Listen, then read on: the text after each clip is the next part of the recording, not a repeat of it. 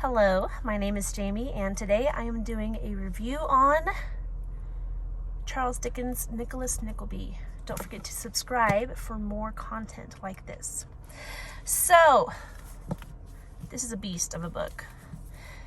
This particular edition has 813 pages, and it took me over a year to finish. I started it in October of 2022, I believe.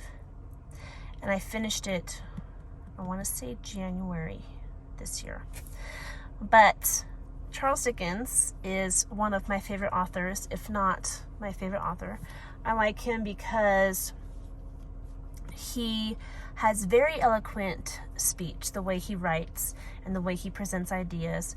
I like him because he has interesting stories, tragedies, but he also writes them with a wit and humor that makes it kind of like a dark comedy, especially in Oliver Twist. It was very depressing material, but he dealt with it in kind of a humorous way in places, so it reminded me of like a dark comedy. That's not really what this book is like. This is the third of his novels that I've read. I read The Pickwick Papers first, and then Oliver Twist, and then Nicholas Nickleby. This story is about the main protagonist, Nicholas Nickleby, and his sister and their mother. Their father just died and left them destitute. They are very poor. They have no money to their name. And at the beginning of the book, they go to Nicholas's uncle, Ralph Nickleby, to kind of ask if there's any situation that he could find, help them get up on their feet. And Ralph takes advantage of their situation because he's just a downright evil man. And he sends Nicholas to a horrible situation where he meets Smike. Smike is a boy that, reading the book, I still don't know how old he is. I would guess that Smike is around 17 years old, but everything that he's been through has given him the mind of a much younger kid.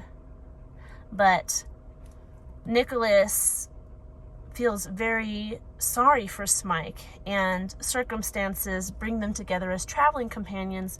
And while Nicholas is trying to make his way in the world, he takes Smike along with him, and they join the theater. They meet many different characters. Nicholas ends up working in an office with some charitable benefactors. The whole story is how horrible things happen in Nicholas's life, and no matter what happens, he keeps persevering. He keeps making his way in the world, while at the same time taking care of Smike and his sister and his mother, and not losing a goodwill towards mankind. Like, you would think that all the stuff that he's been through would make him hardened and bitter, but quite the opposite. He doesn't stop being a good person. He doesn't stop standing up for people who can't speak for themselves. And on the other hand, there's Ralph, who has everything in the world, all the money, all the position. People below him, everyone looks up to him, mostly out of fear because he's a terrible person. But he seems throughout the book to get more and more bitter, especially because Nicholas prospers. He wants the end of Nicholas. So there is a very stark contrast between Nicholas and his Uncle Ralph. It did take me a long time to finish it, partly because Charles Dickens is just a more difficult read, but mainly because I was reading a lot of other books at the same time. A lot of books with my kids and with my book club that I'm in, and it was just hard to get to this book.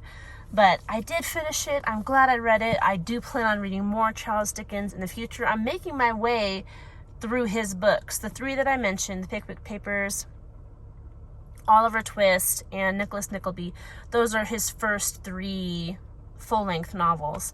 So I think the next one is The Old Curiosity Shop. I'm not sure. But whatever is the 4th book is the next one that I will be reading. I do recommend Charles Dickens to anybody who's thinking about reading his work.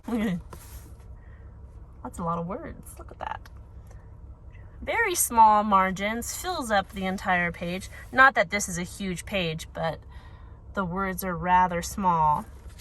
If you are interested in reading Charles Dickens and you've never read Charles Dickens before, I would recommend you start with A Christmas Carol, because it's short, but it is still his writing style as an introduction to Charles Dickens.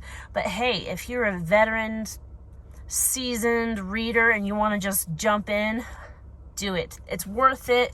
It can be difficult, but I enjoy it. I enjoy the challenge, and I enjoy the look at life that Charles Dickens offers to people who commit to reading his books. It is well worth it, and I think you will enjoy it as well. That's all I have for Nicholas Nickleby. I hope you're doing well, and I hope to see you soon in our next video. Have a good one. Bye.